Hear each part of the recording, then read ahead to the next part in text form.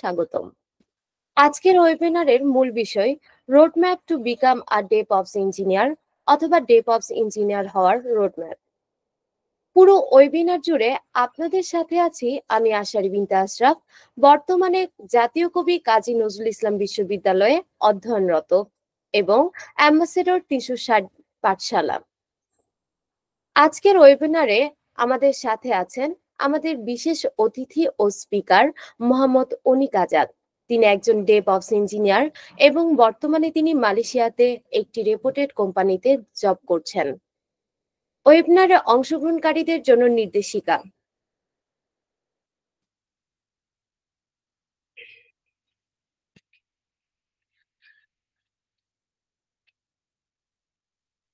আপনারা সবাই আপনাদের মাইক্রোফোন অফ রাখবেন। যে কোনো প্রশ্ন চ্যাট বক্সে লিখে রাখুন অথবা সেশনের পরে সরাসরি জিজ্ঞেস করতে পারবেন। এখন আমি আমন্ত্রণ জানাচ্ছি আমাদের সম্মানিত স্পিকার মোহাম্মদ অনিক আজাদকে, যেন তিনি আজকের মূল সেশন শুরু করেন। ধন্যবাদ। আসসালামু আলাইকুম। আমার নাম মোহাম্মদ অনিক আজাদ। আমি বাংলাদেশি, কিন্তু আমি থাকি মালয়েশিয়াতে। এখানে আমি একটি সফটওয়্যার কোম্পানিতে আছি অ্যাজ এ ডেভঅপস ইঞ্জিনিয়ার। তো আজকের এই সেশনে আমরা কথা বলবো কিভাবে আপনারা ডেভঅপস ইঞ্জিনিয়ার হতে পারবেন এবং ডেভঅপস ইঞ্জিনিয়ার হতে গেলে আপনাদের আসলে কি কি শেখা প্রয়োজন। তো ওভারঅল আমি আপনাদেরকে একটা গাইডলাইন দেব। তো আমি আমার স্ক্রিন শেয়ার করছি।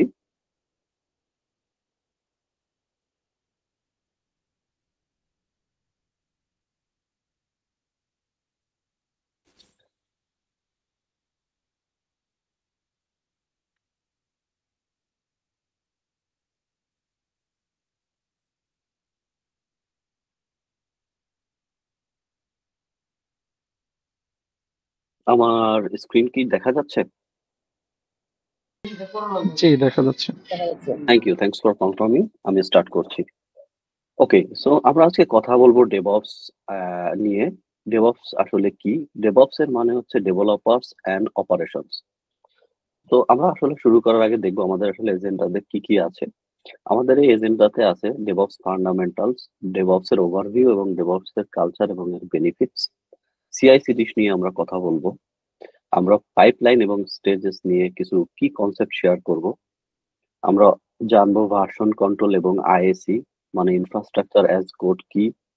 আমরা আরো জানবো কন্টেইনারাইজেশন এন্ড কন্টেইনারাইজেশন ওয়ার্কস্টেশন। আমরা জানবো ক্লাউড এবং অটোমেশন সম্পর্কে। সর্বশেষ আমরা জানবো মনিটরিং এবং লগ ইন এবং সিকিউরিটি সম্পর্কে। এছাড়া আরো আমি কথা বলবো লোকাল এবং গ্লোবাল জব মার্কেট নিয়ে, ডেভঅপস এর কি পরিমাণে চাহিদা আছে এবং মালয়েশিয়াতে কিভাবে আপনারা জব পেতে পারেন। ফাইনালি আমি আপনাদেরকে একটা রোড ম্যাপ দিব যাতে করে আপনারা নিজেরা একজন দক্ষ ডেভঅপস ইঞ্জিনিয়ার হিসেবে নিজেদেরকে গড়ে তুলতে পারেন। তাহলে শুরু করি। তো প্রথমেই কথা বলা যাক ডেভঅপস ইন্ডাস্ট্রি এবং মার্কেট ডিমান্ড নিয়ে।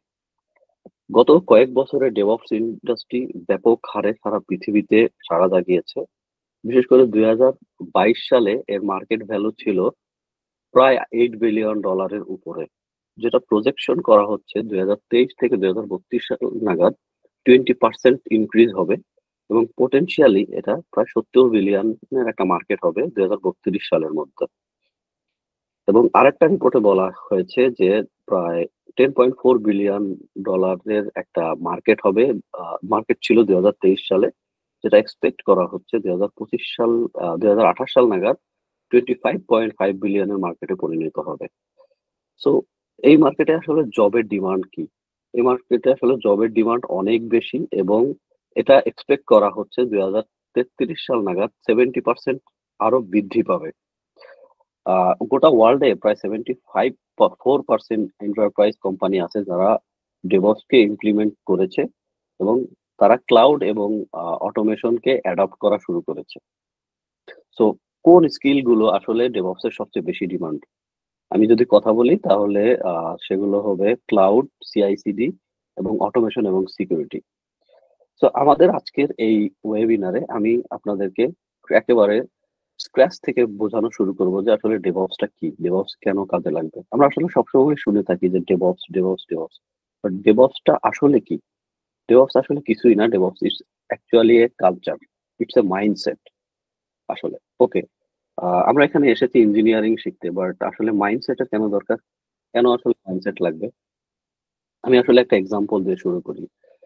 ধরেন একটা কোম্পানিতে অনেকজন ইঞ্জিনিয়ার আছে, সফটওয়্যার ডেভেলপার আছে যারা সফটওয়্যার টেস্ট করে, সফটওয়্যার ডেভেলপ করে এবং আরো কিছু ইঞ্জিনিয়ার্স আছে যারা সফটওয়্যার টেস্ট করে, টেস্টার।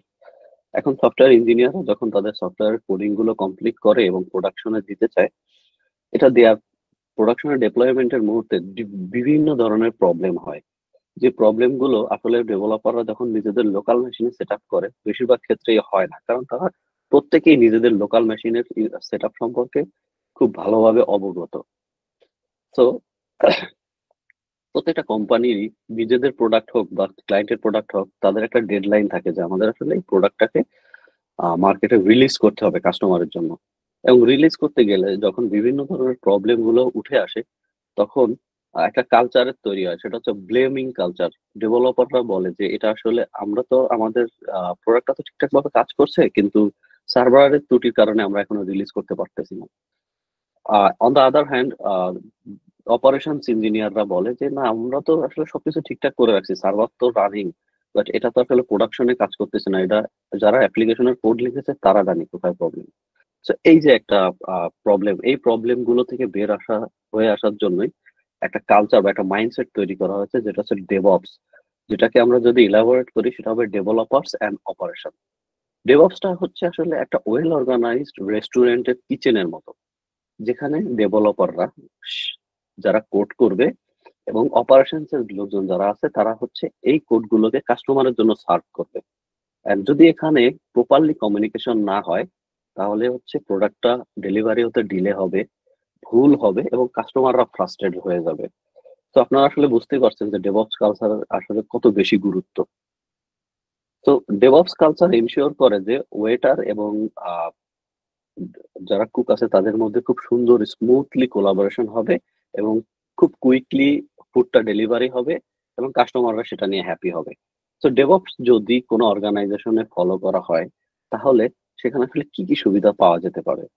সেখানে সুবিধাগুলো হবে, সেখানে খুব ফাস্টার সফটওয়্যার আপডেট হবে, যাতে খুব সহজেই এটা ডেলিভারি করা যায়। মিস্টেকের পরিমাণ কমে আসবে। আমরা সকলেই জানি যে আসলে মিস্টেক হচ্ছে আমাদের জীবনের একটা অংশ। আহ আমাদের জগতে ২ ধরনের মানুষ আছে। এক ধরনের মানুষ মনে করে যে আমি মিস্টেক করছি মানে আমার জীবন শেষ হয়ে গেছে। আরেক ধরনের মানুষ আছে যারা মনে করে যে আমি মিস্টেক করছি, সেখান থেকে লার্ন করে আমি সামনে কিছু শিখবো। বাট ব্যাপারটা হচ্ছে এরকম যে আমি একটা মিস্টেক করার পরে সেখান থেকে কতটুকু শিখলাম। তো ডেভঅপস কালচার আসলে এটাই প্রমোট করে যে আপনি ডেভঅপস কালচার যেখানে ইমপ্লিমেন্ট করবেন, সেখানে আসলে মিস্টেক থেকে শিখে মিস্টেকটাকে কতটুকু কমিয়ে নিয়ে আসা যায়। এবং ডেভঅপস কালচার ইমপ্লিমেন্টেশনের আরেকটা অ্যাডভান্টেজ হচ্ছে টিমের সবাই খুব হ্যাপি থাকবে। সবাই একে আরেকজনের সাথে এমনভাবে কোলাবোরেট করে যাতে সবাই হ্যাপিলি কাজ করে। সো আমি একটা এক্সাম্পল হিসেবে দিতে পারি যে ধরেন একটা ফুড ডেলিভারি অ্যাপ, যেমন আমাদের মালয়েশিয়াতে একটা ফুড ডেলিভারি অ্যাপ আছে, খুবই পপুলার, নাম হচ্ছে গ্র্যাব অ্যাপ। সেই অ্যাপ যদি ডেভঅপস ছাড়া থাকে, তাহলে কি হতো যে অ্যাপ ডেলিভারির আপডেট করতে কয়েক মাস লেগে যাইতো এবং ফ্রিকোয়েন্টলি অ্যাপ্লিকেশন ক্র্যাশ করতো, ডাউন টাইম থাকতো। এবং ডেভঅপস যখন ইনক্লুড করা হলো তখন আপডেট খুব স্মুথলি শুরু হয়ে গেল এবং বাগ ফিক্স এবং আদার প্রবলেম গুলো সলভ করে ডেভেলপাররা কুইকলি রিলিজ করা স্টার্ট করলো। এবং কি হলো, কাস্টমাররা অলওয়েজ নতুন আপডেট গুলো পাচ্ছে এবং তাদের অ্যাপ্লিকেশন স্মুথলি কাজ করতেছে, কোনো ক্র্যাশ করতেছে না। সো ওভারঅল এটাই হচ্ছে ডেভঅপস কালচার বা মাইন্ডসেটের সুবিধা। ওকে, এখন আমরা ডেভঅপস এর কিছু টুল নিয়ে কথা বলবো, যে টুলগুলো নিয়ে কথা বললে আমরা, যে টুলগুলোর নাম আমরা অনেকেই শুনেছি, সবসময় শুনি, বাট টুলগুলো আসলে আমাদেরকে কিভাবে সুবিধা দিতে পারে। এবং এই ওয়েবিনারের শেষে আমি একটা রোড ম্যাপ দেখাবো, যেখানে হচ্ছে এখনকার সময়ে অনেক প্রচলিত জনপ্রিয় কিছু টুলের নাম বলা আছে। বাট এখানে কিছু প্রবলেমও হয়ে থাকে যে আমাদের মার্কেটে অনেক টুল আছে এবং একেকজনের কাছে শোনার পরে মনে হয় আমি আসলে এই টুলটা শিখবো। নেক্সট আরেকজনের সাথে দেখা হলে সে যখন বলে, তখন আমার মনে হয় যে না, আমি এই টুলটা থেকে শিখবো। তো আসলে একজন বিগিনার হিসাবে তার আসলে কোন টুলগুলো শেখা উচিত বা কোন কনসেপ্ট শেখা উচিত সে বিষয়ে আমি গাইডলাইন দেব। তো তাহলে শুরু করা যাক। এখন আমি কথা বলবো কন্টিনিউয়াস ইন্টিগ্রেশন এবং কন্টিনিউয়াস ডেলিভারি নিয়ে। তো কন্টিনিউয়াস হচ্ছে ইন্টিগ্রেশন হচ্ছে এক ধরনের অটোমেশন, যেটা হচ্ছে ধরেন যে একটা অটোমেটেড বেকারি আছে, যে বেকারিতে এনশিওর করা হয় যে নতুন যে ইনগ্রিডিয়েন্টস গুলো কোড গুলো আছে সেগুলো খুব সুন্দরভাবে মিক্স হবে এবং খুব সুন্দরভাবে আপনার সেটা ডেলিভারি হয়ে যাবে এবং দিন শেষে খুব সুন্দরভাবে ব্রেড তৈরি হয়ে যাবে কাস্টমারদের জন্য। তো আমি যদি আরেকটু ভেঙে বলি বা এক্সপ্লেইন করি, প্রত্যেকটা কোম্পানিতে ডেভেলপাররা যখন কোড করে এই কোডগুলো আসলে ডিপ্লয় করার প্রয়োজন হয় এবং প্রিভিয়াসলি এই কোডগুলো যখন ডিপ্লয় করার প্রয়োজন হতো তখন কি করা হতো, তখন ম্যানুয়ালি কোডগুলোকে কপি করে সার্ভারে ডিপ্লয় করতো এবং এই প্রসেসটা ছিল অনেক লেন্দি, যাতে করে ডিপ্লয়মেন্ট এবং ডেলিভারিতে অনেক সময় লেগে যেত। এবং একটা সিচুয়েশন হতো যখন কাস্টমাররা নতুন একটা ফিচার আশা করতেছে, যে ফিচার গুলো মার্কেটে চলে আসতে 7-8 মাস 10 মাস 1 বছরের মতো সময় লাগতো। তো এই প্রবলেম গুলো থেকে হয়ে আসার জন্য এই সিআইসিডি কে ইন্টিগ্রেশন সিআইসিডি তে ইন্ট্রোডিউস করা হয়েছে, যে সিআইসিডি গুলো আসলে মনে করেন সিআইসিডি টুল ইউজ করে আপনি খুব সহজেই বুঝতে পারবেন যে আপনার মাস্টার ব্রাঞ্চে যে কোডগুলো আছে সেই কোডগুলো রেডি কিনা ডিপ্লয় করার জন্য, এবং যে কোডগুলো রেডি এবং টেস্টেড সেগুলোই হচ্ছে প্রোডাকশনে ডিপ্লয় করা হবে। তো সিআই শব্দের অর্থ হচ্ছে continuous integration. Continuous integration means হচ্ছে ধরেন কোনো গিটের স্পেসিফিক কোনো একটা ব্রাঞ্চে যদি কোনো কোড আসে তাহলে সেই টুলটা অটোমেটিক্যালি চেক করবে যে এখানে কি কোনো নতুন কোড আসছে, হ্যাঁ আসছে, তাহলে এই কোডটাকে সে টেস্ট করবে, আরেকটা ফেজে নিয়ে যাবে, সেই ফেজে নিয়ে অটোমেটিক্যালি টেস্ট করে এবং যখন এটা টেস্ট কেস গুলো সব পাস করে যাবে তখন হচ্ছে ফাইনালি এটাকে সার্ভারে ডিপ্লয় করবে। সো এই যে পুরো প্রসেসটাই অটোমেটেড এবং এই অটোমেটেড প্রসেসটা করার পেছনে সবচেয়ে বেশি অবদান হচ্ছে ডেভঅপসদের, যারা প্রথমে আসলে বোঝে যে অ্যাপ্লিকেশনটা কিভাবে কাজ করে এবং তারপরে তারা বোঝার চেষ্টা করে বা নিজেরা এক্সপেরিমেন্ট করে যে কিভাবে অ্যাপ্লিকেশনটা আমি রান করাবো, এবং তারপরে তারা কিউএ টিমের সাথে কোলাবোরেশন করে আইডেন্টিফাই করে যে কোন কোন স্টেপ গুলো আমাদের এনশিওর করতে হবে যে এই স্টেপে আমাদের বিভিন্ন ধরনের টেস্ট কমপ্লিট হয়েছে এবং ফাইনালি এটা কিভাবে ডিপ্লয় করা যেতে পারে। যখন একজন ডেভঅপস ইঞ্জিনিয়ার এই প্রত্যেকটা স্টেপ সম্পর্কে ক্লিয়ারলি ধারণা পায় তখন সে পুরো প্রসেসটাকে অটোমেট করতে পারে। তো এখানে আমি এর জন্য বলেছি যে পাইপলাইনের স্টেজ হচ্ছে কোড করা। প্রথমে ডেভেলপাররা কোড করবে এবং নতুন ফিচার অ্যাড করবে, এরপরে কোডটা বিল্ড করা হয়। আমরা জানি বিভিন্ন প্রোগ্রামিং ল্যাঙ্গুয়েজে কোড করার পর সে কোডটা বিল্ড করার প্রয়োজন হয়। তো এজন্য কোড বিল্ড করার একটা ফেজটা খুবই ইম্পর্টেন্ট। এরপরে আসলে কোড টেস্ট করা। কোড টেস্ট করে আসলে চেক করা হয় যে কোডে কোনো এরর আছে কিনা এবং আদার্স কোনো ইস্যু আছে কিনা, ফাংশনালিটি ঠিকঠাক ভাবে কাজ করছে কিনা, এবং যদি সবকিছু ঠিক থাকে ফাইনালি কোডটাকে কি করা হয়, প্রোডাকশনে ডিপ্লয় করা হয় এবং কাস্টমাররা ফ্রেশ আপডেট পায় এবং তারা খুব স্বাচ্ছন্দ্যে ব্যবহার করতে পারে। তো এটাই হচ্ছে ওভারঅল কন্টিনিউয়াস ইন্টিগ্রেশন এবং কন্টিনিউয়াস ডেলিভারি। এরপরে কথা বলা যাক ভার্সন কন্ট্রোল এবং আইএসি সম্পর্কে। তো আমি প্রথমে কথা বলবো ভার্সন কন্ট্রোলটা আসলে কি। ভার্সন কন্ট্রোল হচ্ছে একটা প্রসেস বা একটা সিস্টেম যেটার মাধ্যমে ডেভেলপাররা তাদের লেখা কোডের ট্র্যাক রাখতে পারে বা হিস্ট্রি রাখতে পারে। সো যখন দেখেন একটা প্রজেক্টে যখন অনেকগুলা ডেভেলপার কাজ করে তখন একজন এক এক ভাবে তাদের কোড লিখে, কারণ আমাদের প্রত্যেকটা মানুষের চিন্তা করার স্টাইল ইউনিক, আমরা প্রত্যেকে আলাদা আলাদা ভাবে চিন্তা করি এবং অনেক ডিফারেন্ট ভাবে চিন্তা করে ডিফারেন্ট ডিফারেন্ট সলিউশন আনতে পারি, বাট আমরা কাজ করি এক প্রজেক্টে, রাইট? তো সেই এক প্রজেক্টে কাজ করতে গেলে আমরা অনেক ধরনের কোড লিখি এবং সময়ের প্রয়োজনে অনেক কোড মুছে দিই, ডিলিট করি, নতুন কোড লিখি। তো দেখা গেছে অনেক সময় এরকম হয় যে আমি আজকে একটা কোড লিখেছি, আগামীকালকে সেই কোডটা মুছে ফেলতে হয়েছে, পরশুদিন আমার আবার মনে হয়েছে যে না আমার এই কোডটা দরকার। তখন কি হয়, তখন হচ্ছে যদি এমন কোনো টুল না থাকে যে টুলটার থেকে আমি কোডটা আগের দিনের লেখা কোডটা বের করে নিয়ে আসতে পারবো, আমাকে কোডটা আবার পুনরায় লিখতে হবে। So it's a problem. এই প্রবলেম থেকে বের আসার জন্য ভার্সন কন্ট্রোলকে ইন্ট্রোডিউস করা হয়েছে। আমরা নরমালি জেনে থাকি বা বলে থাকি গিট, বাট ভার্সন কন্ট্রোলিং এর আরো অনেক টুল আছে। গিট হচ্ছে সবচেয়ে পপুলার টুল।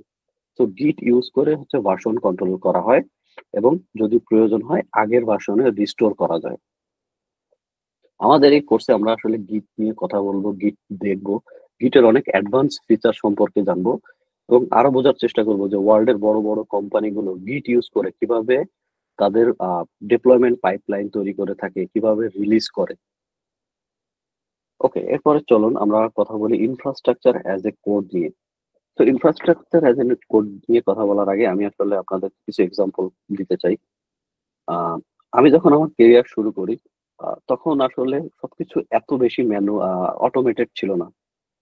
প্রসেস গুলো ছিল অনেক বেশি ম্যানুয়াল। আমরা যখন প্রয়োজন বোধ করতাম যে আমাদের একটা নতুন সার্ভার কিনতে হবে, তখন আমরা সেটার জন্য রিপোজিশন দিতাম। আমরা বিভিন্ন হার্ডওয়্যার কম্পোনেন্ট গুলো আলাদা আলাদা ভাবে পেতাম, processor, CPU, RAM, motherboard, casing, এবং এগুলোকে সেট আপ করে তারপর সার্ভার তৈরি করতাম।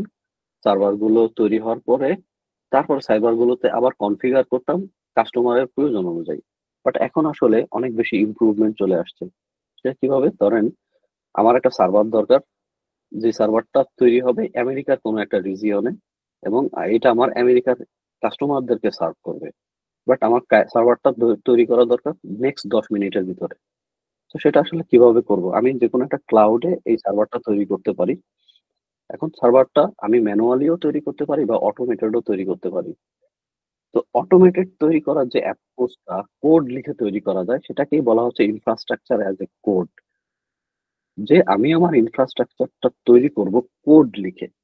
তো এখন প্রশ্ন আসতে পারে যে আমি ইনফ্রাস্ট্রাকচার তো ক্লিক করেও তৈরি করতে পারি বা ফিজিক্যাল হার্ডওয়্যার দিয়েও তৈরি করতে পারি। তাহলে কোড করার কেন প্রয়োজন?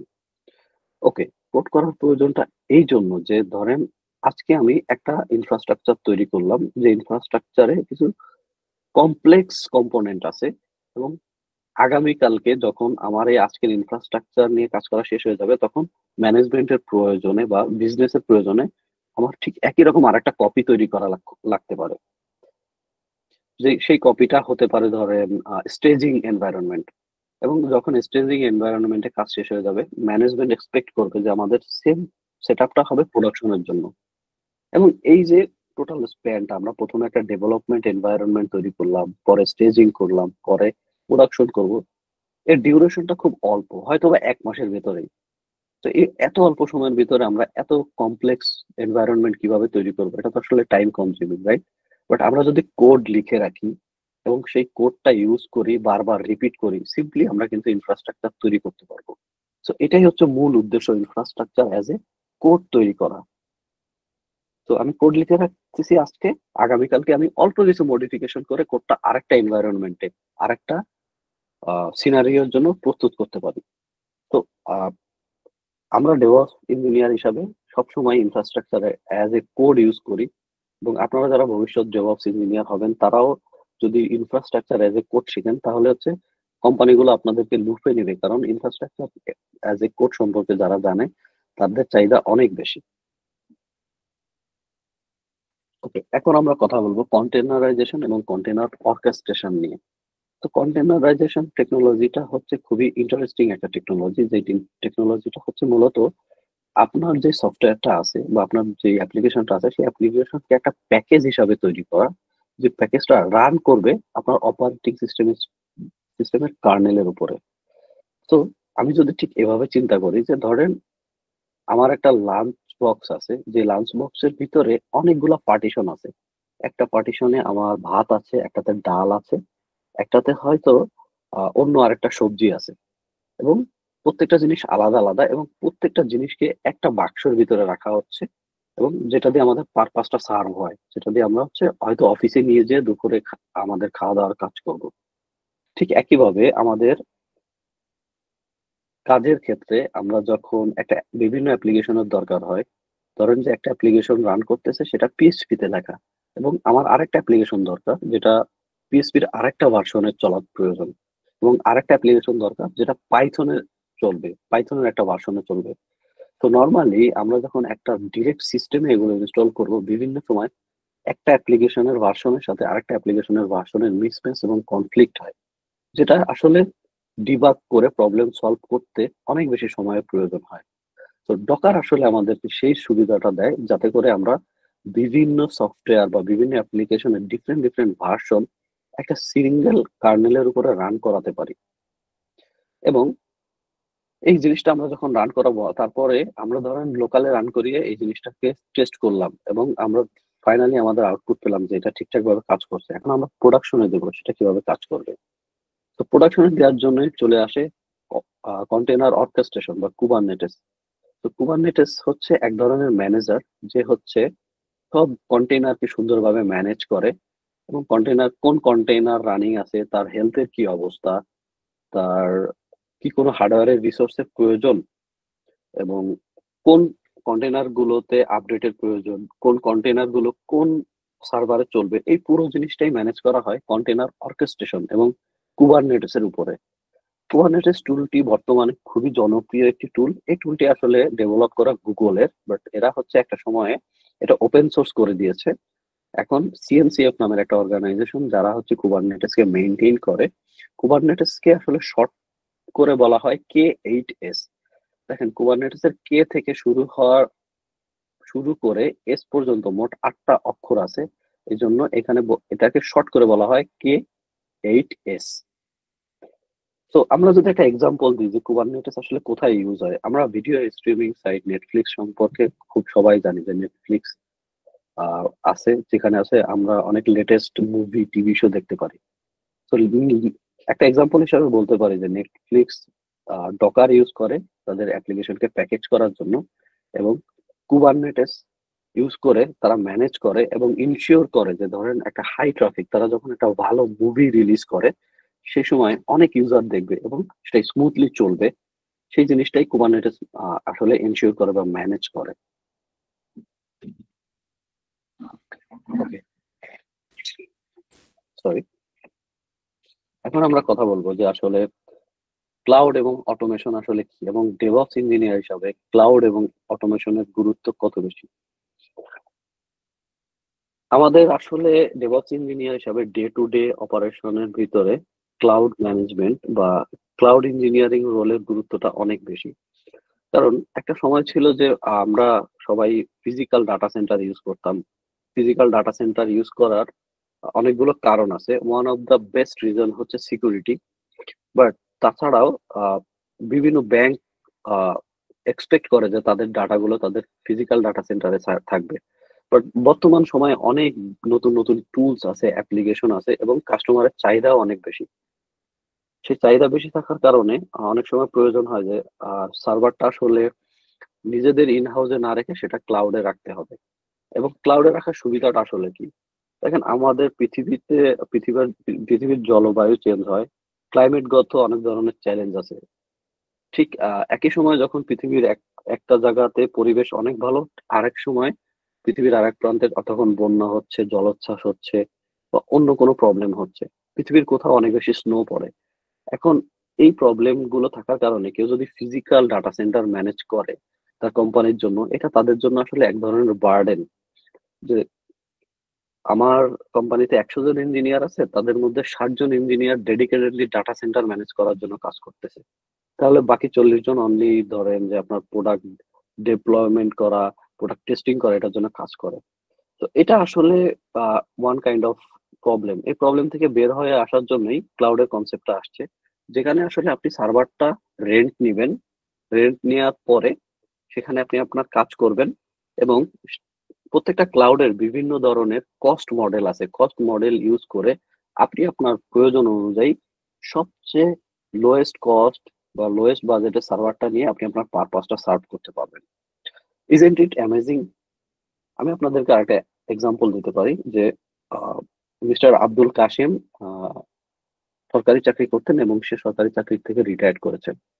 এবং রিটায়ার্ড করার পরে সে তার মেয়ের বিয়েতে আহ, একটা আয়োজন করছেন লোকাল কমিউনিটি সেন্টারে।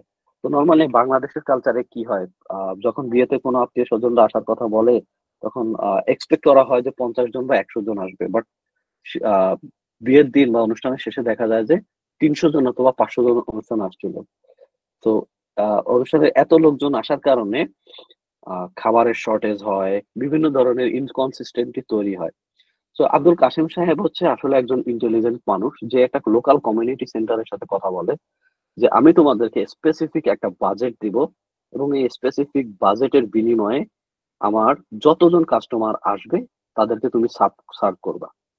আমাদের ক্লাউডের মডেলটা বা কস্টের স্টাইলটা কাইন্ড অফ এরকম। আমরা নির্দিষ্ট পরিমাণ রিসোর্স নেই এবং নির্দিষ্ট পরিমাণ অ্যামাউন্ট দিই, বাট আমাদের হিউজ পরিমাণে কাস্টমার হচ্ছে অ্যাপ্লিকেশনটা বা সেই সার্ভারটাতে অ্যাক্সেস করে বা হিট করে, এবং আমরা হচ্ছে খুব ক্লাউড ইউজ করে খুব সহজেই এই কাস্টমারদেরকে হ্যান্ডেল করতে পারি এবং আমাদের অ্যাপ্লিকেশন স্মুথলি রান করে। তো অ্যাজ এ ডেভঅপস ইঞ্জিনিয়ার হিসাবে আমাদের আসলে ক্লাউড সম্পর্কে খুবই ভালো ধারণা থাকা প্রয়োজন। কারণ ক্লাউডের বিভিন্ন ধরনের ফিচার আছে, যেমন auto scaling, load balancing, high availability, এগুলো ইউজ করে বিভিন্ন ধরনের সলিউশন ডিজাইন করা যায়। এবং একজন ডেভঅপস ইঞ্জিনিয়ার হিসেবে কোনো মানুষ যখন তার ক্যারিয়ার শুরু করবে, তখন হচ্ছে বিভিন্ন কোম্পানিতে তাদের এই ধরনের সলিউশন গুলো প্রোভাইড করতে হবে। তো সেজন্যই আমি আসলে ক্লাউড নিয়ে এতগুলো কথা বললাম, এবং ক্লাউড ছাড়াও আরেকটা অটোমেশন টুল নিয়ে আমি কথা বলবো, সেটা হচ্ছে জেনকিন্স এবং গিটল্যাব। তো জেনকিন্স এবং গিটল্যাব আসলে সিআইসিডি টুল, যে টুলগুলো ইউজ করে আমি আগের স্লাইডে হচ্ছে সিআইসিডি সম্পর্কে কথা বলেছি। জেনকিন্স নিয়ে কথা বলার কারণ হচ্ছে জেনকিন্স হচ্ছে খুবই পপুলার একটি সিআইসিডি টুল, যেটা ইউজ করে আপনি আপনার অ্যাপ্লিকেশনকে বিল্ড করতে পারবেন এবং বিল্ড করার পরে টেস্ট করে সেটাকে ডিপ্লয় করতে পারবেন। তো একজন ডেভঅপস ইঞ্জিনিয়ারের আসলে যে কোনো একটা সিআইসিডি টুল সম্পর্কে খুবই ভালো ধারণা থাকা প্রয়োজন, এবং আমাদের কোর্সে হচ্ছে আমরা জেনকিন্স নিয়ে অনেক কথাবার্তা বলবো এবং আমরা প্র্যাকটিক্যালি দেখবো যে জেনকিন্স ইউজ করে আসলে কিভাবে একটা অ্যাপ্লিকেশন শুরু থেকে শেষ পর্যন্ত ডিপ্লয় করা যায়। ওকে, এই পার্টে আমরা কথা বলবো মনিটরিং, লগিং এবং সিকিউরিটি নিয়ে। একজন ডেভঅপস ইঞ্জিনিয়ারের প্রতিদিনের জীবনে মনিটরিংটা খুবই ইম্পর্টেন্ট। কারণ মনিটরিংটা, আমি যদি মনিটরিংটাকে একটা এক্সাম্পল দিয়ে বোঝাই, মনিটরিংটা হচ্ছে এক ধরনের সিকিউরিটি ক্যামেরার মতো। একটা অফিসে বা একটা ইনস্টিটিউটে যখন কোনো সিকিউরিটি ক্যামেরা থাকে, সেই সিকিউরিটি ক্যামেরা থাকার কারণে বিভিন্ন ধরনের ইনসিডেন্টকে ট্র্যাক করা যায়। কি হচ্ছে, কারা এসেছিল, কারা চলে গেল। একটা মানুষ একটা অফিসে এসে 10 মিনিট কোনো কিছু না করেই খালি ঘোরাঘুরি করলো এবং তারপরে চলে গেল, তার আসলে মোটিভটা কি, সেটা আমরা সিকিউরিটি ক্যামেরার মাধ্যমে আইডেন্টিফাই করতে পারি, রাইট? ঠিক একইভাবে ডেভঅপস ইঞ্জিনিয়ার হিসাবে আপনি যদি আপনার সার্ভারে মনিটরিং টুল ইউজ করেন, তাহলে আপনি বুঝতে পারবেন যে মনিটরিং টুল আপনার সার্ভারকে মনিটর করে প্রবলেমগুলো আইডেন্টিফাই করে নিয়ে আসতে পারবে। কেন সার্ভারটা অন্যরকম বিহেভিয়ার করছে, কেন হঠাৎ করে মেমোরি এবং সিপিইউ স্পাইক করলো, এটা কি আসলে ওই সময় কি অনেকগুলো কাস্টমার সার্ভারকে অ্যাক্সেস করার চেষ্টা করছে, নাকি সার্ভারের এটা অ্যাপ্লিকেশনের কোনো ত্রুটি। তো এই জন্য মনিটরিং এর গুরুত্ব অপরিসীম। আমি আমার বর্তমান কোম্পানিতে যখন কাজ করি, আমাকে প্রতি মাসে অন কল ডিউটি পালন করতে হয়। অন কল ডিউটিটা হচ্ছে এরকম যে সপ্তাহে সোমবার থেকে শুরু করে আগামী সপ্তাহের সোমবার সকাল পর্যন্ত কোম্পানির প্রোডাকশন সার্ভারে যত ধরনের প্রবলেম হবে, সেটার দায়িত্ব হচ্ছে অন কল ইঞ্জিনিয়ারদের। তো এই সময় ধরেন যে সার্ভারে কোনো ত্রুটি হলো বা সার্ভারে কোনো অ্যাটাক হলো বা সার্ভার ডাউন হয়ে গেল, এই ধরনের প্রবলেম গুলো আমরা সলভ করি। তো আমরা আসলে কি করি, আমরা কি সবসময় সার্ভারে ঢুকে বসে থাকি যে কি হলো? আর আমাদের তো অসংখ্য সার্ভার, কয়েক হাজার সার্ভার, আসলে বোঝা পসিবল না কোন সার্ভারে কখন কি হচ্ছে। তো এটা সিম্পলি আমরা মনিটরিং টুল ইউজ করি। যেমন আমাদের এখানে ইউজ হয় ডাটাডগ, আমরা ডাটাডগ ইউজ করে সার্ভারে ঢুকে আই মিন ডাটাডগের ড্যাশবোর্ডে ঢুকে দেখি যে ওভারঅল ট্রানজাকশনের কি অবস্থা, কি পরিমাণে ইউজার আমাদের অ্যাপ্লিকেশনে হিট করছে, কোন সার্ভারটা সিপিইউ কনজাম্পশন কতটুকু, কোন সার্ভারটা ডাউন হয়ে গেছিল। তো একটা ড্যাশবোর্ড ইউজ করে আমরা অসংখ্য সার্ভারের ইনফরমেশন পাচ্ছি, ক্লায়েন্টের অবস্থা বুঝতে পারতেছি, কোন সময় ক্লায়েন্ট সার্ভারকে বেশি হিট করে সেটা বুঝতে পারতেছি। তো it's really makes our life very very easy.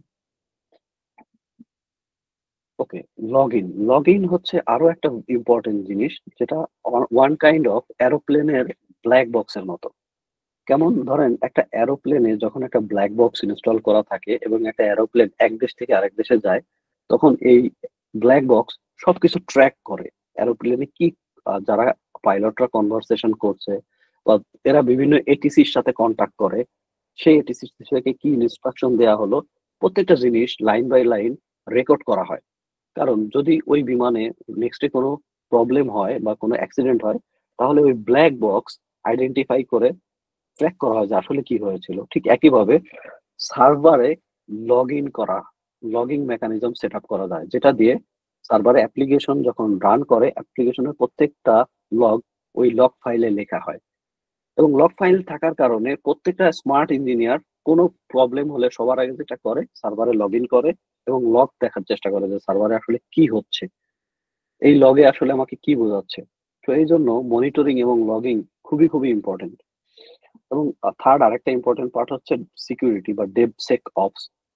আমরা এখন জানি যে সিকিউরিটি কতটা ইম্পর্টেন্ট। সারা বিশ্বে প্রতি সেকেন্ডে প্রচুর পরিমাণে সাইবার ক্রাইম হচ্ছে, যেখানে হ্যাকাররা বিভিন্ন উপায়ে বিভিন্ন স্ট্র্যাটেজি ইউজ করে বিভিন্ন সিস্টেমকে টার্গেট করছে, বিভিন্ন অ্যাপ্লিকেশনকে টার্গেট করছে, বিভিন্ন এয়ারপোর্টের সিকিউরিটিকে টার্গেট করছে এবং এগুলো ডাউন করে দিয়ে বিশাল ফিনান্সিয়াল লস তৈরি করতেছে। তো এর জন্য একজন ডেভঅপস ইঞ্জিনিয়ারের সিকিউরিটি সম্পর্কে ধারণা থাকা খুবই ইম্পর্টেন্ট। এবং ডেপসেকঅপস হচ্ছে ডেভঅপস এর সিকিউরিটি, যেটা আপনি আপনার পাইপলাইনের সাথে সিআইসিডি পাইপলাইনের সাথে বা স্টেজিং এর সাথে ইন্টিগ্রেট করতে পারেন, এবং সেই পাইপলাইন এনশিওর করবে যে আপনার সিস্টেমটা সিকিউর কিনা। আপনার ডকার ফাইলে যদি কোনো ভালনারেবিলিটি থাকে তাহলে সে সেটা স্ক্যান করবে এবং স্ক্যান করে আপনাকে একটা রিপোর্ট দিবে যে আপনার ডকার ফাইলে একটা লাইনে ত্রুটি আছে, আপনি এটা সলভ করেন। তো সিকিউরিটি সম্পর্কে আমাদের ডেভঅপস ইঞ্জিনিয়ার হিসেবে নলেজ থাকা খুবই ইম্পর্টেন্ট। আমাদের এই কোর্সে আমরা স্পেসিফিক সিকিউরিটি নিয়ে টপিক রেখেছি, যেখানে আমরা সিকিউরিটি নিয়ে কথা বলবো, এবং ডেভঅপস ইঞ্জিনিয়ার হিসাবে আপনাদের কতটুকু সিকিউরিটি সম্পর্কে নলেজ রাখা দরকার সেটা আমি রোড ম্যাপে এক্সপ্লিসিটলি মেনশন করে দিব। ওকে, কোর্সের শুরুতেই আমি আসলে বলতে চাচ্ছিলাম যে রোড ম্যাপ আসলে কেন প্রয়োজন। আসলে আমি এখন, আপনারা এই ছবি থেকে দেখতে পারতেছেন যে প্রচুর টুলের কথা এখানে বলা আছে। রোড ম্যাপের প্রথমেই যখন বলা হয় যে একজন ডেভঅপস ইঞ্জিনিয়ার বা একজন জুনিয়র ডেভঅপস ইঞ্জিনিয়ার কি শিখবে, তখন প্রথম যে শেখার জিনিসটা আসে, টপিকটা আসে, সেটা হচ্ছে প্রোগ্রামিং ল্যাঙ্গুয়েজ। এখন প্রোগ্রামিং ল্যাঙ্গুয়েজ নিয়ে শিখতে গেলে তো অনেক প্রোগ্রামিং ল্যাঙ্গুয়েজ আছে, আমরা আসলে কোনটা শিখবো। এরপরে যখন আসি সার্ভার অ্যাডমিনিস্ট্রেশন, সেখানেও অনেক ধরনের সার্ভার আছে, লিনাক্স, উইন্ডোজ, ইউনিক্স, আমরা আসলে কোনটা শিখবো। So it's kind of overwhelming, এবং এই প্রবলেম থেকে আসলে বের হওয়ার জন্য স্ট্র্যাটেজি অবলম্বন করতে হবে। কারণ একজন মানুষ আসলে একই সাথে সব ধরনের টুল সম্পর্কে নলেজ রাখতে পারে না, সব ধরনের টুলের এক্সপার্ট হতে পারে না। বাট এমন কিছু স্ট্র্যাটেজি আছে বা এমন কিছু টুল আছে যেগুলো আমরা শিখলে সবসময় যে কোনো নতুন টুলে সুইচ করতে পারবো, এবং নতুন কিছু আসলে সেটাকে অ্যাডাপ্ট করতে পারবো। এবং আমি আরেকটু ইম্প্রোভাইজ করতে চাই আমার আগের স্টেটমেন্টকে, যে DevOps is not about learning tool, DevOps is a mindset। এবং DevOps এ আমরা আসলে শিখবো যে প্রবলেম সলভিংটা আসলে কিভাবে করা হয়। আমরা যখন প্রবলেম সলভিং সম্পর্কে ভালোভাবে আইডিয়া রাখবো, তখন হচ্ছে আসলে আমরা জানতে পারবো যে কিভাবে একটা জটিল প্রবলেমকে ঠান্ডা মাথায় সলভ করা যায়। তো দেখেন, আমি আমার আইটির কেরিয়ার হচ্ছে প্রায় 13 বছরের। এই 13 বছরের আইটির কেরিয়ারে আমি অনেক অর্গানাইজেশনে কাজ করেছি, অনেক টিমের সাথে কাজ করেছি, এবং আমার অসংখ্য অ্যাচিভমেন্ট ছিল, এবং অসংখ্য অ্যাচিভমেন্টের সাথে আমার অসংখ্য মিস্টেক্সও ছিল। আমার এই কোর্সে আমি আমার অভিজ্ঞতা আপনাদের সাথে শেয়ার করব যে কিভাবে আমি আমার মিস্টেক্স গুলো থেকে শিখে সেই সেই শিক্ষাগুলো কিভাবে আমার কাজে লাগিয়ে আমার কাজগুলোকে আমি আরো ইমপ্রুভ করতে পারছি। তো it's not always about tooling, it's always about mindset and patience. এখানে দেখেন আমি ৩টা ক্যাটাগরি রেখেছি: ভেরি ইম্পর্টেন্ট, ইম্পর্টেন্ট এবং নরমাল। এবং এই রোডম্যাপের ভিতরে যে ভেরি ইম্পর্টেন্ট টুলগুলো আছে, একজন বিগিনার যদি সেই টুলগুলো স্টেপ বাই স্টেপ শেখা শুরু করে, তাহলে সে একটা সময়ের পরে একজন জুনিয়র ডেভঅপস হিসাবে যেকোনো কোম্পানিতে স্টার্ট করতে পারবে, এবং একটা কোম্পানিতে স্টার্ট করার পরে সে আবার তার পরের রোলের জন্য নিজেকে প্রিপেয়ার করতে পারবে। তো আমি যদি এখন ক্লিয়ারলি বলি যে একজন ডেভঅপস ইঞ্জিনিয়ারের অবশ্যই একটা প্রোগ্রামিং ল্যাঙ্গুয়েজ সম্পর্কে খুব ভালো ধারণা থাকা প্রয়োজন, সেটা হতে পারে পাইথন। এবং সার্ভার অ্যাডমিনিস্ট্রেশন সম্পর্কে ধারণা থাকা প্রয়োজন, সেটা অবশ্যই লিনাক্স হওয়া উচিত, যেটা আমি মনে করি। এবং এরপরে আসবে নেটওয়ার্কিং এবং সিকিউরিটি। তো টিসিপি আইপি ফান্ডামেন্টাল সম্পর্কে নলেজ থাকতে হবে। আমরা যদি সার্ভার কনফিগারেশনে যাই, তাহলে অ্যাপাচি এবং এনজিনিক্স ওয়েব সার্ভার সম্পর্কে ধারণা থাকতে হবে, রেডিস সম্পর্কে ধারণা থাকতে হবে। এবং আমরা যদি ডাটাবেজের দিকে আসি, এখন হচ্ছে পোস্টগ্রেস এসকিউএল এবং মাইএসকিউএল খুবই জনপ্রিয় ডাটাবেস ল্যাঙ্গুয়েজ। এগুলোর যে কোনো একটি সম্পর্কে ধারণা থাকলে হবে। আর কনফিগারেশন ম্যানেজমেন্ট, একজন ডেভঅপস ইঞ্জিনিয়ারের কনফিগারেশন ম্যানেজমেন্ট সম্পর্কে অনেক ভালো ধারণা থাকা প্রয়োজন, কারণ ডেভঅপস ইঞ্জিনিয়ার কখনোই কোনো কাজ ম্যানুয়াল করে না। ডেভঅপস ইঞ্জিনিয়ারের মাইন্ডসেট থাকে সবসময় যে কোনো কাজকে অটোমেট করে ফেলা, এবং কনফিগারেশন ম্যানেজমেন্ট আসলে আমাদেরকে সেই ফ্লেক্সিবিলিটি প্রোভাইড করে। তো একজন জুনিয়র হিসাবে বা একজন স্টার্টিং ডেভঅপস ইঞ্জিনিয়ার হিসাবে অ্যানসিবল খুবই সুন্দর একটা কনফিগারেশন ম্যানেজমেন্ট টুল। কেউ যদি কন্টেনারাইজেশন শিখতে চায়, কন্টেনারাইজেশন শেখার জন্য স্টার্টিং এ ডকার খুব ভালো একটা টুল, এবং কেউ ডকার সম্পর্কে ভালো ধারণা রাখলে এরপরে সে কুবারনেটিস শিখতে পারে। ইনফ্রাস্ট্রাকচার অ্যাজ এ কোড টুল হিসাবে টেরাফর্ম শিখতে পারে। এবং মনিটরিং এর জন্য এখন সবচেয়ে জনপ্রিয় তিনটে টুল হচ্ছে জ্যাবিক্স, প্রমিথিউস এবং গ্যাফানা। আর একটু আগে আমি লগইন এর কথা বললাম, লগইন এর জন্য ইএলকে স্ট্যাক খুবই প্রচলিত এবং জনপ্রিয় টুল, এটা শেখা যাইতে পারে। এবং আমরা যদি ক্লাউডের দিকে আসি, এটা মোস্ট ইম্পর্টেন্ট যে অনেক ক্লাউড আছে, এডাব্লিউএস, অ্যাজোর, জিসিপি, ওপেন স্ট্যাক, আলি ক্লাউড, আইবিএম। এবং আমি যদি গুগলে এখন সার্চ করি আরো 100টা ক্লাউডের নাম বের করতে পারবো। বাট একজন বিগিনার ইঞ্জিনিয়ার সে আসলে কোনটা শিখবে? তার জন্য তো আসলে 100টা শেখা মেক সেন্স করে না। তো আমার সাজেশন হবে আপনারা হচ্ছে এডাব্লিউএস দিয়ে শেখা শুরু করবেন, এবং এডাব্লিউএস এর প্রত্যেকটা বেসিক কম্পোনেন্ট সম্পর্কে খুবই ভালো ধারণা রাখলে অন্য যে কোনো ক্লাউডে ইজিলি অ্যাডাপ্ট করা পসিবল। তো আমি আপনাদেরকে যে রোডম্যাপটা এতক্ষণ দেখাইলাম, আমাদের এই কোর্সে আমরা সেই রোডম্যাপ গুলো নিয়েই সেই টুল গুলো নিয়েই কথা বলবো, কাজ করব। প্রত্যেকটা কোর্সের টপিকের শেষে আমরা প্রজেক্ট করব। একজন ইঞ্জিনিয়ারের একজন মানুষ যখন ইঞ্জিনিয়ারিং শিখে, তখন তার দুইটা জিনিস খুবই প্রয়োজন। একটা হচ্ছে প্রবলেম সলভিং শেখা, আর একটা জিনিস হচ্ছে প্রজেক্ট করা। তো আমরা এই দুইটা জিনিসের উপর ফোকাস করে আমরা আমাদের কোর্সটা সাজিয়েছি, যাতে আপনারা কোর্সটা করার পরে নিজেরা আত্মবিশ্বাসী ফিল করেন, এবং আহ, বলতে পারেন ইন্টারভিউতে যে আমি এই প্রজেক্ট করেছি এবং এই প্রজেক্ট আমার সিভিতে আছে, আমি এটা কোম্পানিতে এইভাবে ভ্যালু অ্যাড করতে পারবো। Okay, DevOps career path. DevOps career path নিয়ে আমি যদি কথা বলতে চাই, আমি আসলে এর আগের রোডম্যাপে কেরিয়ার পাথ অনেকটা কমপ্লিট করে দিয়েছি, বাট এরপরে যে কথাটা আসে সেটা হচ্ছে ডেভঅপস রোল। ডেভঅপস রোল আসলে অর্গানাইজেশন টু অর্গানাইজেশন ভ্যারি করে। অনেক অর্গানাইজেশন আছে যারা হায়ার করে সিস্টেম অ্যাডমিনিস্ট্রেটর, এবং তাদের রোলটা সিস্টেম অ্যাডমিনিস্ট্রেটরের। অনেক অর্গানাইজেশন আছে যারা ডেভঅপস ইঞ্জিনিয়ার হায়ার করে, বাট তারা হচ্ছে দুই ধরনের রোল ফলো করে, সিস্টেম অ্যাডমিনিস্ট্রেটর এবং ডেভঅপস ইঞ্জিনিয়ার। আবার অনেকে বলে এসআরই। এসআরই ফুল ফর্ম হচ্ছে site reliability engineer. More or less একই ধরনেরই জিনিসগুলো, কিন্তু এসআরই হচ্ছে আরেকটু বিট এক্সটেন্ডেড, যেখানে হচ্ছে আপনার স্কেলাবিলিটি বা রেজিলিয়েন্সি নিয়ে অনেক বেশি কাজ করা হয়।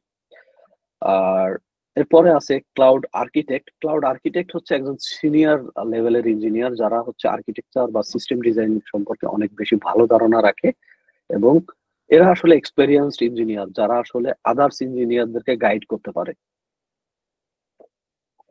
অলরাইট, এখন আমরা কথা বলবো যে ইন্টারভিউ প্রিপারেশন নিয়ে। ইন্টারভিউ প্রিপারেশন, আমি আমার ক্যারিয়ারের শুরুতে ইন্টারভিউ দেওয়ার ক্ষেত্রে অনেক বেশি ভুল ডিসিশন নিতাম, এবং সেই ভুল ডিসিশন থেকে আমি অনেক ভালো ভালো কিছু জিনিস লার্ন করতে পারছি, যে জিনিসগুলো আসলে আপনাদেরকে শেয়ার করব। আমি ব্যক্তিগতভাবে খুবই পছন্দ করি যে আমি যে জিনিসগুলো শিখি সেই জিনিসগুলো অন্য কাউকে শেখাতে। এটা আমাকে এক ধরনের ভালো ফিলিংস দেয়। তো অনেকে মনে করে যে আমি তো আসলে রেগুলারলি একটা কোম্পানিতে কাজ করি, তাহলে আমি ইন্টারভিউতে গেলে ইন্টারভিউ দিতে পারবো বা ইন্টারভিউতে ভালো করব।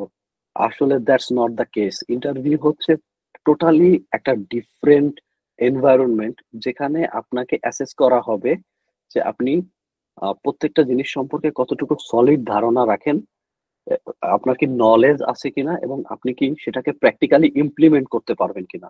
তো দুইটা জিনিস আসতেছে এখানে, নলেজ মানে আপনার জ্ঞান এবং আপনার দক্ষতা, এবং পাশাপাশি মোস্ট ইম্পর্টেন্ট এবং last but not the least, যেটা নিয়ে কেউ কখনো কথা বলে না, সেটা হচ্ছে কমিউনিকেশন স্কিল।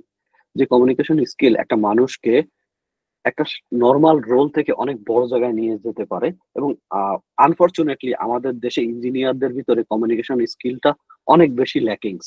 সেটা আমাদের পার্শ্ববর্তী হয়তো কোনো দেশের দিকে তাকালে আমরা দেখতে পাবো তারা তাদের কমিউনিকেশন স্কিলের জন্য অনেক বেশি আগায় গেছে। তো আমাদের এই কোর্সে আমি হচ্ছে টেকনিক্যাল স্কিলের পাশাপাশি সফট স্কিল নিয়ে অনেক বেশি কথা বলবো, এবং আমি ট্রাই করব প্রত্যেকের সাথে ওয়ান টু ওয়ান ইন্টারেক্ট করার জন্য এবং বোঝার জন্য যে সে আসলে কিভাবে কমিউনিকেট করে এবং তার কমিউনিকেশনটা আসলে কিভাবে বেটার করা যায়। সো যাই হোক, ইন্টারভিউ প্রিপারেশনের জন্য আপনারা বা যে কোনো ইঞ্জিনিয়ার লিনাক্স প্র্যাকটিস করতে পারে, নেটওয়ার্কিং সম্পর্কে খুবই ক্লিয়ার ধারণা রাখতে পারে, ক্লাউড প্ল্যাটফর্ম সম্পর্কে হ্যান্ডস অন এক্সপেরিয়েন্স থাকতে হবে। তাছাড়া গিট, ডকার, কুবারনেটিস, সিআইসিডি সম্পর্কে জানলেই হবে না, এগুলোর প্রজেক্ট করতে হবে, সেই প্রজেক্ট গুলো সিভিতে মেনশন করতে হবে। এবং সবচেয়ে বুদ্ধিমানের মতো কাজ হচ্ছে যে কোনো প্রজেক্ট করার পরে সেই প্রজেক্ট গুলোর প্রমাণস্বরূপ গিটে পুশ করে রাখা। সো আপনি গিটে একটা ফোল্ডার করবেন, গিটে ফোল্ডার করে আপনার প্রজেক্ট এ, প্রজেক্ট বি, প্রজেক্ট সি আলাদা আলাদা ফোল্ডার করে সেই ফোল্ডারের কোড গুলো সেখানে পুশ করে রাখবেন, যাতে কোনো ইন্টারভিউতে গেলে আপনি প্রমাণ হিসাবে আপনার গিটহাবের লিঙ্কটা দিতে পারেন এবং বলতে পারেন যে আমি এই প্রজেক্ট গুলা করছি, আপনারা যদি আমাকে এই প্রজেক্ট সম্পর্কে কোশ্চেন করেন আমি তাহলে অ্যান্সার দিতে পারবো। Well, last but not the least, mock interview. তো রিয়েল ওয়ার্ল্ড সিনারিওর জন্য মক ইন্টারভিউ খুবই ভালো রোল প্লে করে, কারণ normally as a human being যে কোনো ডিফিকাল্ট বা ডিফারেন্ট সিচুয়েশনে গেলে নার্ভাস ফিল করে। এই নার্ভাসনেসটা কাটানোর জন্য mock interview is a very good thing. আপনি যদি মক ইন্টারভিউ দেন 2-3 বার, তাহলে হচ্ছে আপনি প্রস্তুত হয়ে যেতে পারবেন রিয়েল ইন্টারভিউর জন্য। তো যে কোনো জুনিয়রকে বা যে কোনো অ্যাসপাইরিং ডেভঅপস ইঞ্জিনিয়ারকে আমি সবসময় ইন্টারভিউ প্রিপারেশনের জন্য এই স্টেপস গুলো ফলো করার সাজেশন দিয়ে থাকি। Okay, it was all about my short webinar on DevOps. If anyone has any question, please let me know.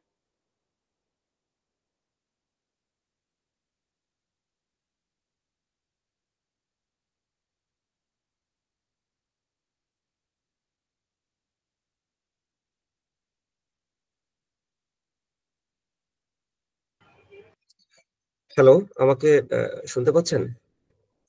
Yes, Riyad Hossain ভাই, আপনাকে শুনতে পাচ্ছি। জি জি। সো ভাই, আমি একটা সফটওয়্যার কোম্পানিতে আছি, আমি একটা টিম ম্যানেজ করছি। সো আমার একটা কোশ্চেন ছিল, সেটা হচ্ছে যে আমি যখন কাজ করতাম তখন অ্যাকচুয়ালি হচ্ছে এই কনসেপ্টটা তখনো ওইভাবে আসে নাই ডেভঅপস এর, বাট রিসেন্টলি হচ্ছে এটা আমার টিমও ইমপ্লিমেন্ট করতেছে। আবার একটা জায়গাতে গিয়ে আমি হচ্ছে ডিফিকাল্টিস ফেস করতেছি, সেটা হচ্ছে যে ডকারে আমরা জানি যে আপনিও বললেন যে আমাদের টাইমটা সেভ হয় বা দ্রুত আমরা এটাকে ডিপ্লয় করতে পারছি, বাট যেটা আমি ফেস করতেছি, দেখা গেছে আগে আমরা যখন কাজ করতাম তখন আমরা হয়তো বা ফাইল জিলা বা হচ্ছে বিট বাইস এইরকম কিছু এফটিপি ক্লায়েন্ট ইউজ করতাম। ওরা হচ্ছে কোডটা লিখে জাস্ট হচ্ছে স্টেজিং সার্ভারে রাইট ক্লিক করে আপলোড করে দিত, আমরা আবার হচ্ছে স্টেজিং থেকে প্রোডাকশনে ঠিক সেম ভাবে হচ্ছে ট্রান্সফার করে দিতাম। বাট এখন যেটা হচ্ছে যে আমার সিআইসিডি করা গিটহাবে হচ্ছে আমরা কোডটা পুশ দিচ্ছি, কোডটা পুশ দেওয়ার পর এটা জেনকিন দিয়ে কোডটা বিল্ড হচ্ছে, বিল্ড হয়ে দেন হচ্ছে এটা ডিপ্লয় হচ্ছে স্টেজিং এ সব ঠিকঠাক থাকলে আবার সেম কোডটা হচ্ছে আমার মার্চ করতেছি আমি প্রোডাকশন ব্রাঞ্চে, সেইখান থেকে আবার হচ্ছে বিল্ড হয়ে যাচ্ছে আমার পুরো জিনিসটা জেনকিন হয়ে বিল্ড হয়ে আমার হচ্ছে প্রোডাকশনে ডিপ্লয় হচ্ছে। সো দেখা গেছে ছোট একটা চেঞ্জ, আমার হয়তো একটা লেভেলে প্রবলেম আছে, ওই লেভেলটা আমি চেঞ্জ করলাম। এই চেঞ্জটা করতেও দেখা গেছে আগে যেখানে সময় লাগতো হয়তো বা 2-3 মিনিট, সেইখানে সময় লেগে যাচ্ছে হয়তো বা 10-15 মিনিট। সো এই জায়গাগুলোতে দেখা গেছে যে টিমও বলতেছে যে ভাই আমরা ডকারে আসার কারণে বা সিআইসিডি তে আসার কারণে আমাদের টাইম বেশি লাগছে। সো তাদের এই ক্লেমটা কতটুকু ভ্যালিড, বা হচ্ছে এইখানে প্রসেসে কোনো প্রবলেম আছে কিনা যেটা হয়তো বা এই প্রসেসটাকে স্লো করছে? তো আমার এরকম একটা কোশ্চেন হ্যাঁ, ছিল। থ্যাংক ইউ সো মাচ, খুবই নাইস একটা কোশ্চেন করেছেন। সো রিয়াদ ভাই, আসলে আমার কাছে মনে হয় যে এখানে প্রসেস লেভেলের হয়তো ইমপ্রুভমেন্টের প্রয়োজন আছে, কারণ ম্যানুয়াল আপনি নর্মালি চিন্তা করেন, আপনি যদি ম্যানুয়ালি পুরো কাজটা করতেন তাহলে কি আরো বেশি সময় লাগতো না? ডকারাইজেশন করা, ডকার ফাইল থেকে কন্টেনার তৈরি করা এবং সিআইসিডি করে ডিপ্লয়মেন্ট করা, এটা পুরো প্রসেসটাই তো অটোমেটিক্যালি হচ্ছে। সো এখানে আসলে অনেক সময় বেঁচে যাওয়ার কথা, এবং এটার কারণে আমার মনে হয় না ডিলে হচ্ছে। পুরো পাইপলাইনে বা পুরো কোড বিল্ড থেকে শুরু করে ডিপ্লয়মেন্ট পর্যন্ত আমি আপনাকে রিকমেন্ড করবো যে আপনি একটা অ্যানালাইসিস করেন, রুট কজ অ্যানালাইসিস করেন যে কোন স্টেজে যেয়ে এটা অনেক বেশি সময় নিচ্ছে, সেই স্টেজে অপটিমাইজেশন করলেই প্রসেসটা স্মুথ হয়ে যাবে। বাট আমি আপনাকে অসংখ্য ধন্যবাদ দিব যে আপনারা নিজেরাই ইনিশিয়েটিভ নিয়ে এই কাজটা করেছেন এবং আপনারা একটা ট্রান্সফরমেশনের দিকে আছেন। It's a one kind of paradigm shift. তো যেটা হচ্ছে অনেক সময় টিমের সব মেম্বারের অ্যাডাপ্ট করতে সময় লাগবে। তো এটা ডেভঅপস ইঞ্জিনিয়ারের আরেকটা জিনিস যে অ্যাডাপ্টিবিলিটি। প্রত্যেকটা ডেভঅপস ইঞ্জিনিয়ারকে হচ্ছে নতুন টুলের সাথে নতুন এনভায়রনমেন্টের সাথে অ্যাডাপ্ট করতে হয়।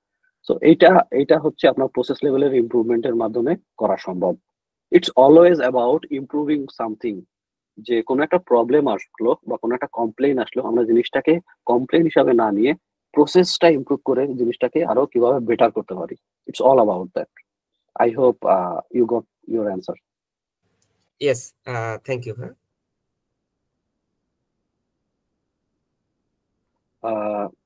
Miss Ashari, can you please take over? Okay, অসংখ্য ধন্যবাদ। আসাদুজ্জামান সরকার হ্যান্ড রেজ করেছেন, আপনার প্রশ্নটি করার জন্য আপনাকে অনুরোধ করছি। জি, আসসালামু আলাইকুম ভাইয়া, কেমন আছেন? ভাইয়া আমি ব্রিটিশ আমেরিকান টোবাকোতে আইটিতে আছি। ভাইয়া আমার একটা প্রশ্ন হচ্ছে, আমার কলিগ আরেকটা ইনস্টিটিউটে সেম কোর্স করতেছে, বাট ওরা দেখলাম যে অনলাইনে অনেক ল্যাব ফেসিলিটিস পাচ্ছে, যে অনলাইনে আপনি ঢুকে ঢুকে বিভিন্ন ল্যাব করতেছে। তো আপনাদের এই কোর্সে কি ওই অনলাইনে ল্যাব ফেসিলিটিস গুলো আছে কিনা? That's it. ওয়েল আসাদ ভাই, অনেক সুন্দর একটা question. Right at this moment আমাদের এই কোর্সে আমাদের নিজেদের কোনো অনলাইন ল্যাব নাই। বাট আপনি যখন একটা ইঞ্জিনিয়ার হিসাবে কোনো কোম্পানিতে কাজ করবেন, আপনি আসলে কোম্পানিতে অলরেডি তৈরি করা কোনো ল্যাব পাবেন না। সেখানে হচ্ছে আপনাকে সবকিছু স্ক্র্যাচ থেকে তৈরি করতে হবে, রাইট? আমি আপনাকে দুইটা সলিউশন দেব, দুইটা জিনিস দেখাবো আমাদের কোর্সে। সেটা হচ্ছে আপনি স্ক্র্যাচ থেকে কিভাবে নিজের ল্যাব তৈরি করতে পারেন এবং সেটাতে আপনি আপনার প্রজেক্ট সেট আপ করতে পারেন। ইভেনচুয়ালি সেখান থেকে আমরা ক্লাউডে মুভ করব, এবং পাশাপাশি আমি আপনাকে গাইড করব কোড ক্লাউড নামের একটা ওয়েবসাইট আছে, সেখানে আসলে কিভাবে আপনি রেগুলারলি প্রবলেম সলভ করতে পারেন এবং প্রবলেম সলভ করে কিভাবে হচ্ছে আপনি নিজেকে ডেভেলপ করতে পারেন। সো এই দুইটা জিনিস আমি আপনাকে অফার করবো। থ্যাংক ইউ ভাইয়া। আপনাদের যাদের কোনো প্রশ্ন আছে তারা হ্যান্ড রেজ করতে পারেন, আমরা আপনাদের প্রশ্ন করার জন্য অনুরোধ জানাচ্ছি শহীদ হাসানকে। আপনি আপনার প্রশ্নটি করতে পারেন। আচ্ছা, আমার একটা কোশ্চেন হচ্ছে যে ভাইয়া, আমি একজন সিনিয়র এসকিউ ইঞ্জিনিয়ার হিসেবে কাজ করছি। তো আমি যদি ডেভঅপস এ সুইচ করতে চাই, তো ওই ক্ষেত্রে মানে এটা কতটুকু অ্যাডাপ্টেবিলিটি হবে, কিংবা কোশ্চেনটা ছিল এরকম যে আমি যখন সিনিয়র হিসেবে অলরেডি কাজ করতেছি, এখন যদি আমি আবার ডেভঅপস এ সুইচ করি, দেন আমাকে কি জুনিয়র কিংবা মিড লেভেলে গিয়ে কাজ করতে হবে, অথবা কি আমি কি এসকিউ এর সাথে সাথে ডেভঅপসটা কি হ্যান্ডেল করতে পারবো কিনা, ওই ক্ষেত্রে মানে আপনার এক্সপেরিয়েন্স থেকে জানতে চাচ্ছিলাম। থ্যাংক ইউ শহীদ হাসান ভাই, আমি আপনার কোশ্চেনটা বুঝতে পেরেছি, আমি আপনাকে অ্যান্সার করার চেষ্টা করছি। সো আপনি already senior SQ engineer means আপনি অলরেডি ডেভঅপস এর বা আইটির অনেক কিছু জানেন, এবং আপনার জন্য এই জিনিসটা অনেক বেশি সহজ হবে, কারণ আপনাকে সবকিছু স্ক্র্যাচ থেকে শুরু করতে হবে না। তো আপনি যে টুলগুলো জানেন, সেই টুলগুলো হচ্ছে আপনি অলরেডি ডেভঅপস এর সাথে ইন্টিগ্রেট করতে পারবেন। পাশাপাশি ডেভঅপস এর যে টুলগুলো আছে, ডেভঅপস এর যে কালচার আছে, মাইন্ডসেট আছে, এগুলো আপনি অ্যাডাপ্ট করলেই আপনি অল্প দিনের মধ্যে ডেভঅপস ইঞ্জিনিয়ার হিসেবে রেডি হতে পারবেন। এবং টু বি ভেরি অনেস্ট, আমি এসকিউ ইঞ্জিনিয়ারদেরকে প্রেফার করি ডেভঅপস ইঞ্জিনিয়ার হওয়ার জন্য, কারণ SQ engineers has their special eyes to detect any problem and solve. কারণ আপনারা সবসময় হচ্ছে একটা অ্যাপ্লিকেশনের ত্রুটি আইডেন্টিফাই করার জন্য কাজ করেন, এবং আপনারা করেনও। তো আপনারা যদি ডেভঅপসে আসেন, আপনারা আসলে অনেক ভালো করতে পারবেন, কারণ আপনারা খুঁজে বের করতে পারবেন যে এই একটা অ্যাপ্লিকেশনের বা একটা ইনফ্রাস্ট্রাকচারের কোথায় ত্রুটি আছে, কোথায় ইমপ্রুভ করা যায়। ইনফ্যাক্ট আমার বর্তমানে আমার টিমে একজন ডেভঅপস ইঞ্জিনিয়ার আছে যে হচ্ছে কিউএ টিম থেকে এসেছে, and he is really doing very good. Yeah, that's all Shahid ভাইয়া। থ্যাংক ইউ ভাইয়া। আপনাদের যাদের প্রশ্ন আছে আপনাদের হ্যান্ড রেজ করার জন্য অনুরোধ করা হলো।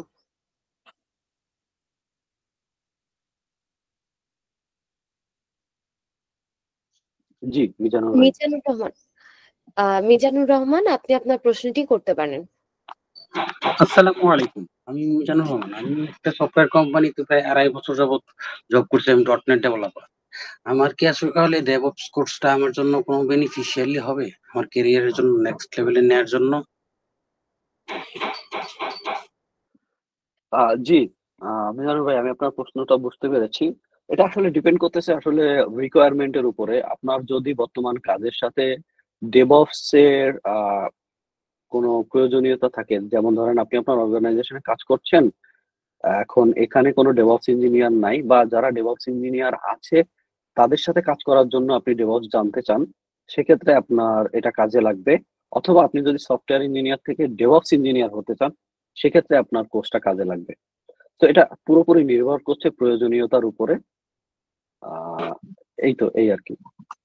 আমি কি কারেন্টলি দুইটাতে একসাথে কাজ করতে পারবো, না DevOps যদি শুরু করি তাহলে আমাকে ওইটাই ফোকাস করা উচিত? আমি অলরেডি ডেভেলপমেন্টে 2.5 বছর আছি। আসলে এখানে ভালো অবস্থায় আছি। আমার আমার ব্যক্তিগত অভিমত হচ্ছে দুইটা একসাথে শুরু না করার জন্য, বা দুইটা না চালিয়ে যাওয়ার জন্য। একটা মানুষ একসাথে আসলে দুইটা জিনিসে ভালো হতে পারে না, এক্সপার্ট হতে পারে না। বাট আপনি যদি ভালো সফটওয়্যার ইঞ্জিনিয়ার হন এবং ডেভঅপস সম্পর্কে আপনার ধারণা থাকে, এবং আপনি ডেভঅপস এর কিছু টপিক সম্পর্কে স্কিলড হন, সেক্ষেত্রে আপনার এটা ভ্যালু অ্যাড করবে। আই হোপ আপনি বুঝতে পারছেন। Thank you. অসংখ্য ধন্যবাদ আপনাকে। পরবর্তী জনকে হ্যান্ড রেজ করার জন্য অনুরোধ জানাচ্ছি।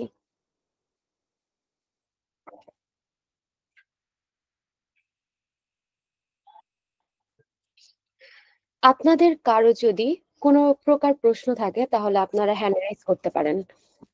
হ্যান্ড রেজ করার জন্য হ্যান্ড রেজ করেছেন এমডি আশরাফুল হক। এমডি আশরাফুল হক, আপনাকে প্রশ্ন করার জন্য অনুরোধ জানাচ্ছি।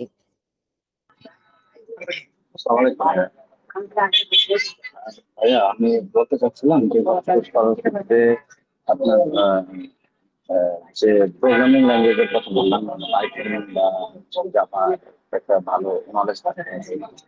আমাদের মনে করেন জিরো নলেজ, এবং আমরা এই কোর্স করতে করতে কি এগুলো আয়ত্ত করতে পারবো, নাকি এগুলোর জন্য আবার আলাদা শিখতে হবে বা আলাদাভাবে প্রিপেয়ার হয়ে তারপরে ডেভেলপটা আসবে? আশরাফুল ভাই, আমি আপনার কোশ্চেনটা বুঝতে পেরেছি, ধন্যবাদ। আশরাফুল ভাই, আপনার কোশ্চেনটা খুবই ইম্পর্টেন্ট, এবং আমি এইখানে আপনাকে অ্যান্সার দিতে গেলে ঠিক এইভাবে জিনিসটা বলবো যে আপনি, আমাদের এই কোর্সটা হচ্ছে বিগিনার ফ্রেন্ডলি কোর্স, যেখানে হচ্ছে যেটার জন্য কোনো প্রি রিকোজিট নাই, আপনাকে নতুন করে কিছু শিখে কোর্সে আসতে হবে না। বাট আমাদের কোর্সটা স্পেসিফিকলি প্রোগ্রামিং ল্যাঙ্গুয়েজ টার্গেটেড না, বাট আমি স্ক্রিপ্টিং এর দিকে ফোকাস করব। আসলে আপনি এই কোর্সটাকে এইভাবে চিন্তা করতে পারেন যে আমি আসলে একটা গ্রুপ তৈরি করতে পারতে চাচ্ছি, যে গ্রুপে অনেকজন ইঞ্জিনিয়ার থাকবে, যে ইঞ্জিনিয়াররা একসাথে কাজ করে নতুন কিছু শিখবে। ঠিক আছে, যেখানে হচ্ছে আমি আপনাদেরকে অনেক অ্যাসাইনমেন্ট দিব, এবং এই অ্যাসাইনমেন্ট গুলো করতে হবে, সিরিয়াসলি নিতে হবে। আমি আসলে সিরিয়াস পিপলদেরকে নিয়ে কাজ করতে চাই। তো আপনি যদি সিরিয়াসলি ওই অ্যাসাইনমেন্ট গুলো করেন এবং ওই স্ক্রিপ্ট গুলো প্র্যাকটিস করেন, আমি আশা করি আপনি ডেভঅপস হিসাবে যে কোনো কোম্পানিতে ঢোকার জন্য প্রস্তুত হতে পারবেন। আই হোপ আপনি আপনার অ্যান্সারটা পেয়েছেন।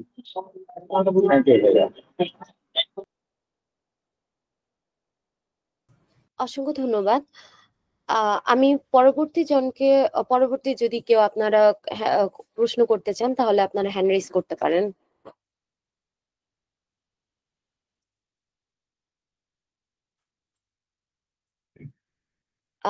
আচ্ছা, আমরা ধরে নিচ্ছি আমাদের আর কোনো প্রশ্ন নেই। অসংখ্য ধন্যবাদ ভাইয়াকে আমাদের সাথে এতটা সময় দেওয়ার জন্য। আমাদের সম্মানিত স্পিকার মোহাম্মদ অনিক আজাদ স্যারকে অসংখ্য ধন্যবাদ আমাদের যে এতটা সময় আমাদের জন্য ইনভেস্ট করার জন্য। আমরা আশা করছি আমাদের আজকের ওয়েবিনার আপনাদের কিভাবে একজন ডেভঅপস ইঞ্জিনিয়ার হওয়া যায় তার উপর সঠিক গাইডলাইন দিতে পেরেছে।